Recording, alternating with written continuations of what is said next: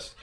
So in any case, he sends me this video, and this guy's got beautiful hands. You know, like he's a world-class player. Right. His hands are amazing. So he told me, he's like, hey man, I really like what you're doing. Now this is what you should do, and you'll be this. Yeah. But you gotta do this to get there, right?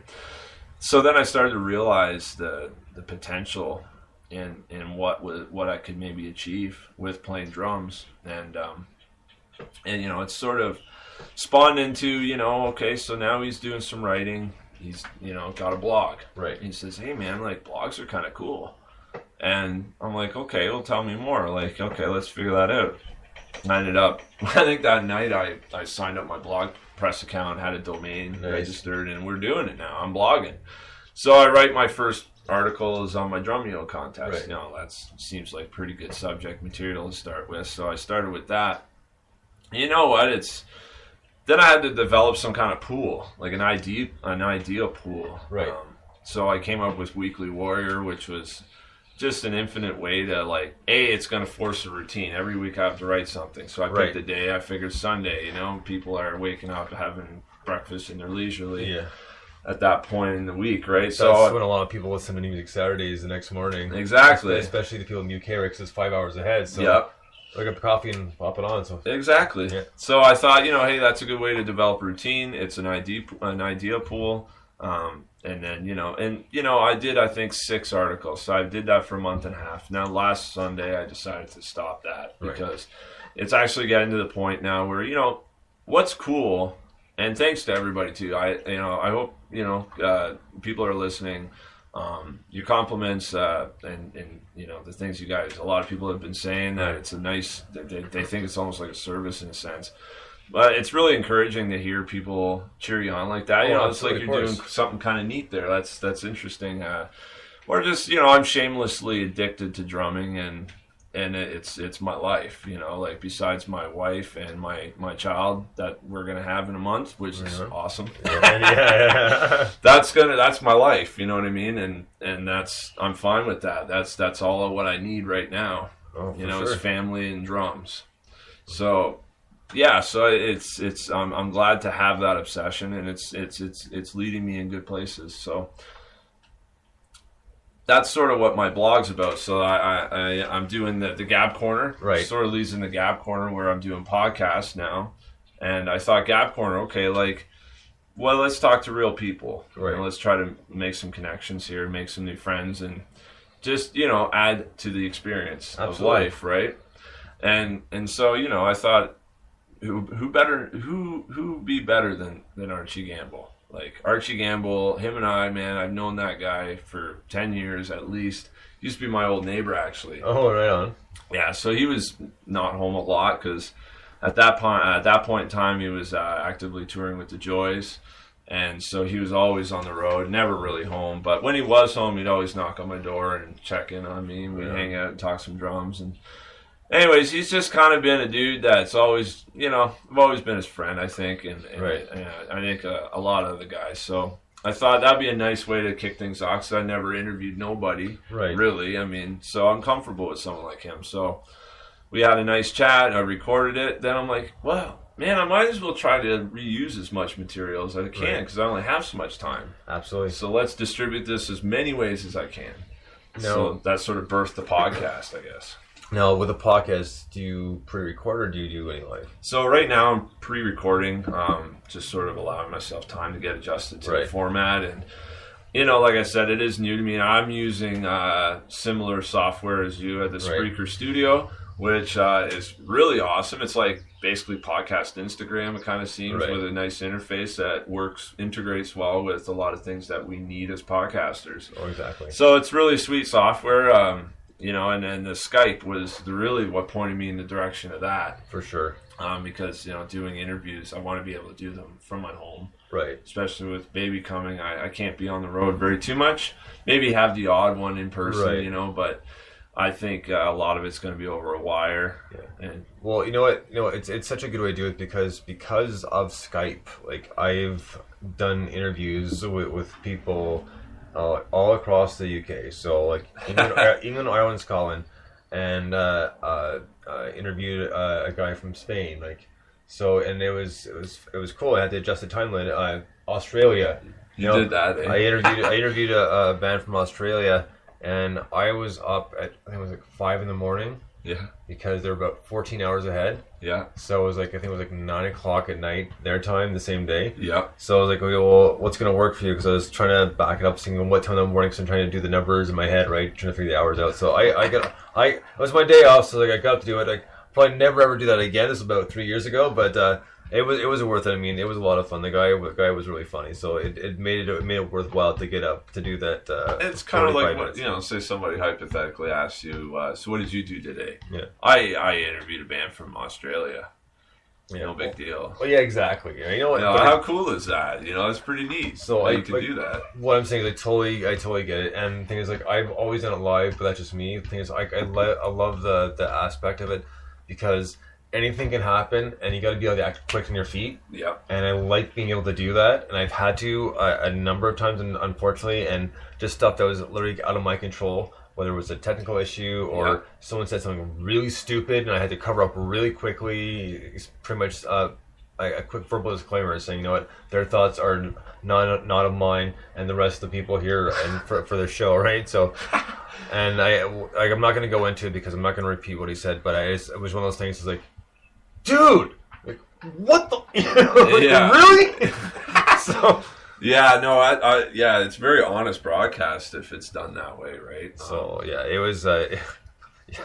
Anyways, we'll get back to you, but that's my little sidetrack there, just because talking about what you're doing, because it does take a while to get comfortable. Yeah. And I had been on the radio before when I lived in the U.S. for a little bit, but I'd never done any interviews, so the whole interview process was brand new to me. Yeah. Because I have no problem doing public speaking, like getting with 500 people, no problem, care less, doesn't bother me at all. Yeah. But interviewing, even if you can't see them, depending on whether they want to do video or not, still there's still that thing. It's like, well, you know what, this is gonna be done properly, and people are gonna be listening to this. A lot of people are gonna be listening to this, so. There's pressure, but it's nice because it makes you think a little bit clearer. It kind of makes you focus a lot more. Yeah. So you want to do this right, otherwise it's falling on deaf ears, or you're like, well, I'm not going to listen to that again. It was kind of boring, or is this like, he doesn't have any idea what he's talking about. Mm-hmm. So, you don't want that, man. You don't want that. So you've done back to podcast. So you're doing that now, which is like fantastic. And do you have any people lined up for the next little bit, or are you how far ahead are you thinking here? So I just finished a really great interview with Jordan Gauthier from YC Drums. Big shout out to him. He's a great guy, young guy who loves drums, man. And that's the whole point of all this, was to talk to people who love drums as much as I do. Right. Or and so I just had a great interview with him this Sunday as a sort of we're going to do like a trial sort of interview. It's going to be a great interview with Rob Ryan. And then next week, I'm interviewing a guy, Scott Pellegrom from Michigan. And he's, I would say, like you have famous drummers like, say, I don't know, I can't even think of a famous drummer right now. That's funny. But like there's guys like Eric Moore, Mark Juliana. Guys like Jojo Mara, I would say, for an example, or even like, let's go like way out there and say John Bonham. Okay. Like that's what I call a famous drummer, right? Now, Scott Pellegrom is like an amazing player. This guy is, they call him, he's a mad scientist. This guy, smacks his face and plays like very unconventionally to create a really rich palette of sounds. And he does a lot of this stuff with, cheaper alternatives, coming up with really inventive ways to play. So I'm interviewing him over Skype. That's why I need to get Skype. Right. So I'm in Michigan. I can't go to Well, Michigan. Of course not. Well, it's the same thing here. It's like, no, I want to do these interviews, and as much as I'd love to go to the UK, it's not happening anytime soon. Yeah. So. Yeah, absolutely. But that's going to be, that's definitely a big interview. So I'm really happy about that. It's just sort of led through, kind of talked to him a little while ago. Originally, just sent him a message because I watched his Drumeo video. He did like a masterclass session on Drumeo, and anyone should check that out. Scott Pellegrom on YouTube, Drumeo. It's amazing. It's like the craziest. It's a lesson called Out of the Box Drumming, and so I watched that a couple of times because it was really, really fascinating. And So anyways, check that out. Sent him a little message just saying, yo, man, like, your playing is giving me a lot of cool ideas. I just want to let you know that because I think that's awesome. Right. You know, like, what you're doing is really cool. So anyways, I heard back from him or whatever, and then I decided I did this rubber chicken video. Where you might have seen that one where I stuffed a rubber chicken. Yes, that one I did see. No, remember? So basically, Scott Pellegrom, he had a video a little while ago where he put like 2 toy like zebras, like little stuffed animal toys in his hi-hats and sort of played them and they squeaked, right? So I got this rubber chicken. It's been to Las Vegas. It's got a bit of a story, actually, this rubber chicken. It's been around. This thing. So I'm like, okay, well, honk honk, let's throw that in there and see what happens, right? And then my friend Rob Michael from Sweet Spot out in Burnaby, he picked it up and he shared it on his Instagram, and it got almost 12,000 views. Oh, like wow. it went bonkers, man. Like it, and so, anyways, with that, then I sent Scott the video. I'm like, yeah, you're the reason this happened, basically, right? So he's like, oh man, that's wicked. Hey, if I'm ever around doing drum clinics, I think he's doing a drum clinic this fall around this area. He's like, yeah, well, let's link up or whatever. So I sent him a message just the other day. I'm like, hey man, like, how about an interview? For my podcast, because I wrote a Weekly Warrior on him. Sent it through the Twitter and that sort of thing, and got his attention. And now if we're doing an interview, and I was just like, okay, that's sick. It's so cool when that happens, eh? Yeah. And that's the thing is, like, when you're doing this stuff and trying to get a hold of these people, like, even just for a quick compliment, you don't get nothing to lose, right? Yeah. So what's the worst they can say? Exactly. They respond, cool. If not, then you try to give it a shot, right? Yeah, exactly. It's not a big deal, and that's cool, and that's what I found like about Twitter. Like, you win some, you lose some. Move on, keep going, right? Yeah, exactly. And one of my favorite moments, like, I guess this like the first year on Twitter, is probably about 4 years ago, maybe 3 years ago. Anyways, point being is Alan Cross. I follow Alan Cross on Twitter. Yeah. And he's a big fan of Ministry, and I like a lot of old Ministry stuff too. So I was like, well, that's cool. And then I saw this article on Al Jorgensen just passed out on stage. Mm-hmm. So I was like, you know what? I'm going to get a link to the article. I'm just going to pass on to him because he hasn't seen it.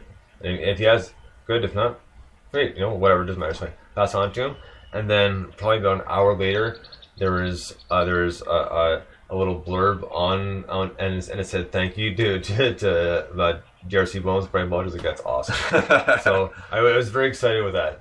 Oh yeah, you throw it. It's kind of like loading up, like say you're going out fishing, right? Right. You take your bait and your tackle and that. It's almost like taking a whole bunch of bait. And how much bait can I load on this fucking thing, right? Right. And then you hoss it out there into the water and see what kind of fish you can drag in. That's basically how I look at all this. You try to prepare. See, the thing is, you got to give something to get something. Absolutely. You're not going to get nothing if you just expect it to come your way because you spent a bit of time on a practice pad and you can write a couple articles. Like, right. You got to pester people, knock on doors, man. Like, yeah. Be a cold caller type and be okay with not hearing back from about 90% of the people you reach out to. And that's sort of how this is, man. Like, I got lucky with, in Scott's case, I wrote an article. It took me 6 hours to write, and I cited as much good material about it as I could, and I'm like, okay, well, this, let's see what happens, right? And then look what happened. Yeah, and then there you go. Yeah. And hopefully now that will turn into something else cool, and well, and that's right. And once you've got one high recognizable under your belt, then they will start to come. They may be spotted, but they will come. Yeah. And that's what I've found over the past 3.5, 4 years I've been doing this. Yeah. And little by little, it gets better and better. Like, you pretty much now you've earned the respect of the people that listen to and follow you, and that's what it's all about, right? It's about having fun, doing your drum thing, letting people know, you can do so many different things and that sort of thing. But in the end, these people are following you because they respect what you're doing, and that's the biggest thing, right? Yeah, you gotta create quality content and be regular with it. Not like spamming necessarily, but you got to make sure people are reminded about you in a sense, right? And yeah, that's just a big part of it. It's just being persistent overall. and being okay. Like, it seems like when you first start off, you have the most inspiration in a sense. So it's like, Right. oh, I'm going to do this, and you're super pumped. It's like you're using a new interface, and you're just having a lot of fun. Oh, yeah. Right? And you're doing it for you.